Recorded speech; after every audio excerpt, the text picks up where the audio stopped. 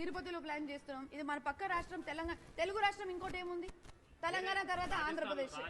ఏం రాజస్థాన్ లో ఏం అనుకోవట్లేదు, వేరే స్టేట్ లో ఏం టైం అనుకోవట్లేదు. అనుకున్నప్పుడు ఫస్ట్ నేను మీకే ఇన్ఫర్మేషన్ ఇస్తాను, ఫస్ట్ గుడ్ న్యూస్ అని మీకే ఇస్తాను. ఇప్పుడు ప్రోగ్రామ్ ఇంకా ఇది కాలేదు, వీఆర్ ప్లానింగ్. ఆ డేట్ ఆయననే ఇస్తానన్నారు కాబట్టి ఆయన డేట్ ఇచ్చిన తర్వాత 100% నాకన్నా ఎక్కువ ముందే మీకే తెలుస్తుంది కాబట్టి అది ప్రాబ్లం లేదు. ఆయన వస్తున్నారంటే నేనే మీకు ఇన్విటేషన్ ఇస్తా, ప్రతి ఒక్కరికి పర్సనల్ ఇన్విటేషన్ నేనే ఇస్తాను. ఎందుకంటే అది ఒక ప్రౌడ్ మూమెంట్ ఆయన మా క్యాంపస్ లో రావడం. అది దానికి సంబంధం లేదన్నా, అసలు దానికి సంబంధమే లేదు. నేను పార్టీకి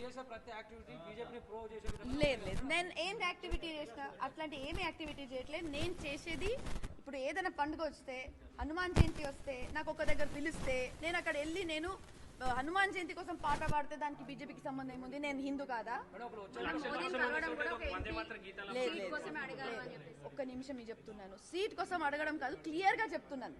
మోదీ గారికి కలవడం కారణం ఆయన గెస్ట్ ఆఫ్ ఆనర్ గా, మనకి చీఫ్ గెస్ట్ గా opening invitation, opening of our digital India skill centre కోసం ఓపెన్ చేయడానికి ఆయనకు పిలుస్తున్నాం, అంతే.